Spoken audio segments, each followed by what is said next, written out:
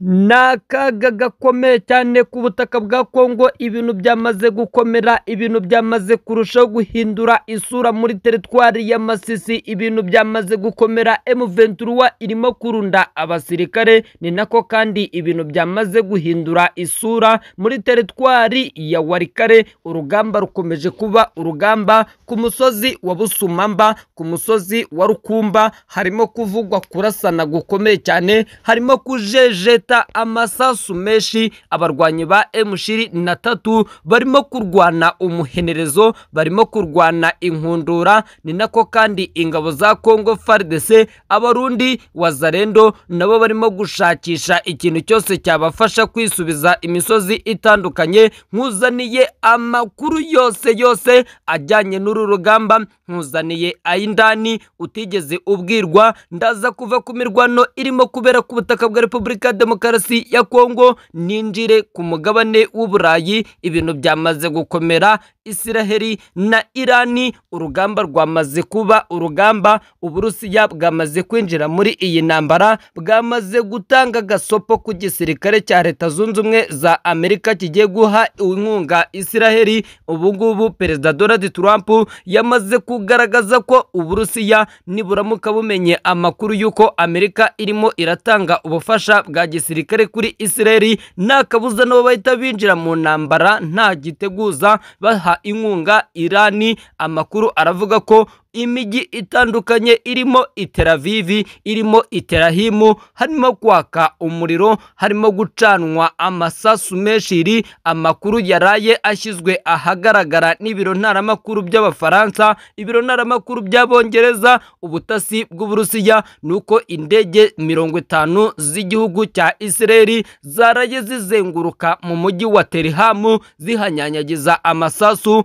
Aya makuru yose ndaje ndayakubwira, ni nako kandi ndibuze kugaruka ku gutakamba gukomeye cyane, ku marira adasanzwe y'umwe mu banyapolitike bakomeye cyane ku butaka bwa leta y'Kinshasa. Uyu ni Constantin Mutamba, yatakambye ararira agaragariza Perezida Felix Antoine Tshisekedi ko umugambi wo kumushyira mu butabera wacuriwe ku butaka bw'u Rwanda. Ese Constantin Mutamba kuki yaba arimo araboroga yitwaza guverinoma y'u Rwanda? Aya makuru yose ndaje ndayakubwira. Wowe icyo nkwisabira ni ukutajya kure yacu, ni ukujya munsi ya video ukabana natwe, ukanze ijambo subscribe, ukanze ijambo like, ukanze share, ukajya muri comment ukatubwiraho uherereye, ubundi tukagusuhuza. Reka mbanze nsuhuze abakunzi bacu bakomeje kutwereka ko badukunda. Uwitwa Mugabo James we ni umuvandimwe, nkasuhuza uwitwa Nyiransabimana Vesetina, Habimana Jackson, Tuyishimire Fisi, Mugwaneza Oliva, Mikeli uherereye muri Egypt, utubwira ko adukurikira. Nawe nkagusaba kwibera munsi ya video ugakanda subscribe, ugakanda like, ubundi amakuru yose ukayakurikira 5 kuri 5, ubundi amakuru yose ukayakurikira nk'uhibereye uko bwije nuko bukeye. Imiborogo n'agahinda yongeye kugaragara mu banyapolitike bakomeye cyane ku butaka bwa leta y'Kinshasa. Uwitwa Constantin Mutamba Ministry yamaze gutakamba, yamaze kurira, yamaze kuboroga, arimo arabwira Perezida Tshisekedi ku mugambi wo kumuta muri yombi wacuriwe ku butaka bw'u Rwanda. Constantin Mutamba wahoze ari Minisitiri w'Ubutabera muri Repubulika Demokarasi ya Kongo, yafashe u Rwanda ararushinja ko ari rwo rwacuze umugambi wo kuba agiye gukurikiranwa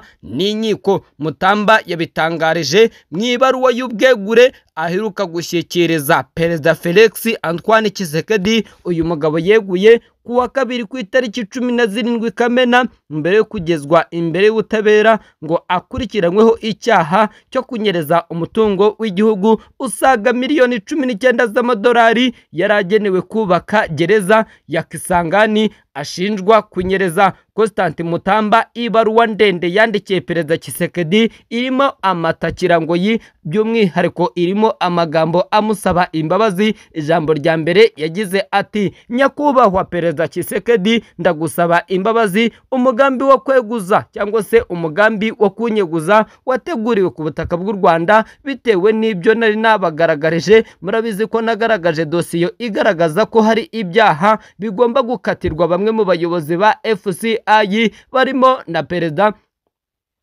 perezida wa M23, barimo abayobozi bose batandukanye. Iyi niyo mpamvu mbona umugambi wo kunyeguza wacuriwe ku butaka bw'u Rwanda. Perezida Tshisekedi nawe mu kuvunira ibiti mu matwi agaragaza ko ibi byose ari amatakirangoyi yanyereje aya mafaranga. Perezida Tshisekedi ibi abigarutseho mu gihe muri teritwari ya Rucuru naho urugamba rurimo kuba, intambara irimo kuba akamaramaza, wa mugani w'abagenzi bacu b'abarundi, kuko uko bwije nuko bukeye urugamba rukomeje kuba urugamba, intambara ikomeje kurushaho guhitana abatari bakeya, kuko bamwe mu basirikare ba FARDC barimo gutabwa muri yombi. Ubu uwitwa Liyetona General Kabaya yiyongereye mu bajenerali ba FARDC bamaze gutabwa muri yombi bazira imyitwarire yabo. Liyetona General John Jean Claude Kabaya wabaye inkoramutima ya Perezida Felix Antoine Tshisekedi kuva yagera ku butegetsi muri 2019, yatawe muri yombi n'igisirikare cya Repubulika ya Demokarasi ya Kongo. Amakuru aturuka i Kinshasa ahamya ko mu gitondo cyo kuwa mbere ku itariki 16 z'ukwezi kwa gatandatu 2025 aribwo inzego zishinzwe umutekano zataye muri yombi uyu mu generali. Inzego z'umutekano zamutaye muri yombi mu gihe urwego rushinzwe iperereza rya gisirikare DMI zimaze iminsi zifunga aba ofisiye bakuru, ariko ntihagatangazwe ibyaha bakurikiranweho. Mu nyandiko Societe Civile zeruka gushyira ahagaragara zigaragaza ko mu bamaze gutabwa muri yombi harimo abajenerali bagera kuri 29. Societe Civile kandi yahise isaba urwego rw'umutekano ko aba basirikare badakwiriye kumara igihe bafunzwe bataraburanishwa kuko binyuranyije n'amategeko abarengera. Mu gusubiza iyi nyandiko, umuvugizi w'igisirikare cya Kongo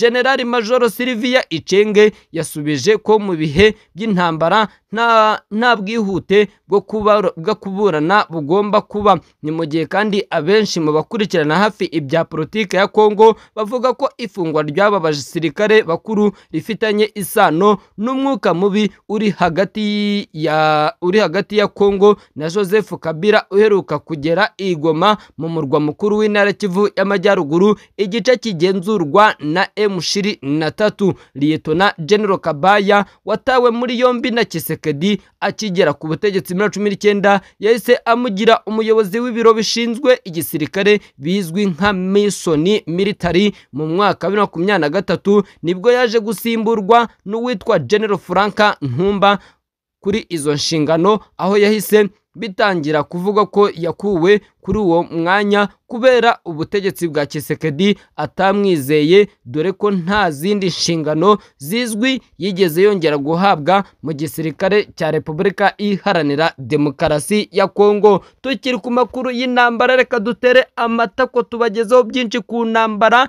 irimo irabica bigacika. Perezida Trump yahaye umugisha umugambi wo gutera Irani. Perezida Donald Trump wa Leta Zunze Ubumwe za Amerika yemeje gahunda yo gutera Irani, ariko ntiyafata umwanzuro wa nyuma ku bijyanye no gutera igihugu nk'uko umufatanyabikorwa wa BBC Amerika CBC ibitangaza. Amakuru aturuka mu nzego z'ubutasi agera kuri CBC ati Perezida wa Leta Zunze Ubumwe za Amerika yirinze kugaba igitero mu gihe Irani yakwemera kureka gahunda yayo kirimbuzi. Bivugwa ko Trump arimo gutekereza igitero Amerika, ikigo gikuru cyo muri gitunganya Iranium muri Irani. Umuyobozi w'ikirenga wa Irani uyu akaba ari Ayatollah Ali Khamenei kuwa gatatu yateye utwatsi icyifuzo cya Trump cyo kumanika amaboko, avuga ko nta gihe bazigera bapfukamira Amerika, nta gihe bazigera bajya mu kwaha kwayo. Kuwa gatatu Trump ubwo yabazwaga niba Amerika ishobora kwinjira mu ntambara na Irani yagize ati shobora kubikora ushobora no kutabikora. Kuri uyu wa gatatu nibwo Kameni yikomye Trump mu ijambo rye avuga ko gutakambira Amerika n'ubundi nta gisubizo byatanga, kuko n'ubundi ngo Amerika ni umwanzi wa Irani. Intambara hagati ya Irani na Isiraheli igihugu cya Leta Zunze Ubumwe za Amerika gishaka kwinjiramo kuri uyu wa gatatu, nyamara amakuru dufite, amakuru aturuka indani Leta Zunze Ubumwe za Amerika zirinjira muri iyi ntambara. Nta kabuza murahita mubona Uburusiya nabwo bwinjiye muri iyi ntambara, murahita mubona igihugu cya Koreya ya ruguru kwa Kim Jong Un cyinjiye muri iyi ntambara, murahita mubona Ubushinwa bwinjiye muri iyi ntambara, murahita mubona Ubuhinde bwinjiye muri iyi ntambara, kuko ibi bihugu nabyo byiteguye gutanga ngo inkunga yose ishoboka mu gufasha ingabo za Irani, mu gufasha igisirikare cya Irani. Ubwo simvuze Turukiya nayo kwa Erdogan namaze kugaragaza ko bashaka guca agasuzuguro kabo mu burengerazuba bw'isi, bashaka gufata isi bakayobora uko bishakiye. Uko bwije uko bukeye intambara hirya no hino zikomeje kwaduka. Ubu amakuru aravuga ko intambara ari imaze kubica bigacika hagati y'Uburusiya ndetse na Ukraine yamaze guhagarara. Ubu ikigezweho ari amabombe agiye gutangira gusadukira mu mijyi irimo Jerusalem, imijyi irimo Tel Aviv, imijyi irimo Tehran muri Irani. Irani ni igihugu kimaze kwiyubaka, Irani ni igihugu gifite ibitwaro kirimbuzi. Amakuru anavuga ko zimwe muri misile Irani ifite itarazikoraho, mu gihe Israel nayo ari igihugu kizwiho kugira ubutasi karabutaka kuri iyi si. Na wakibagirwa operasiyo karabutaka yakozwe n'ikigo cya Mossad, cyakozwe operasiyo karabutaka yo gufunguza ngo se yo gufata ibyihebe byari byashimuse abaturage bikaberekeza Entebbe mu gihugu cya Uganda. Israel ni kimwe mu bihugu bifite ubutasi karabutaka, ni kimwe mu bihugu bifite ubutasi bukomeye cyane kuri iyi si. Ese twitega iki? Ese dutegereze iki? Niki cyaba kigiye gukurikiraho? Kuko iyi ntambara ya Israel na Irani ishobora kuba imbarutso y'intambara ya gatatu y'isi yose. Na wakibagirwa imbarutso z'intambara ya gatatu y'isi yose, na wakibagirwa ibyabaye kugira ngo intambara y'isi ya mbere itangire ndetse n'intambara y'isi ya kabiri ibe. Ese twaba tugiye kubona intambara ya gatatu y'isi yose? Wowe icyo usabwa nimba ushaka kumenya byinshi ku makuru akomeje kuvugwa hirya no hino, ni ukubana natwe ukanze ijambo subscribe, wikandiye ijambo like, wikandiye ijambo share, ubundi amakuru yacu ukazajya uyakurikira 5 kuri 5. Aha niho ugomba gukura byose, aha niho ugomba gukura amakuru y'ukuri agomba kuzajya akwinjiza ku munsi wawe neza, agomba kuzajya asiga umenye byinshi kubikomeje kubera hirya no hino. Twibanze muri aka karere k'ibiyaga bigari, twibanze ku makuru ya politike, diplomasi, igisirikare ndetse n'ibindi.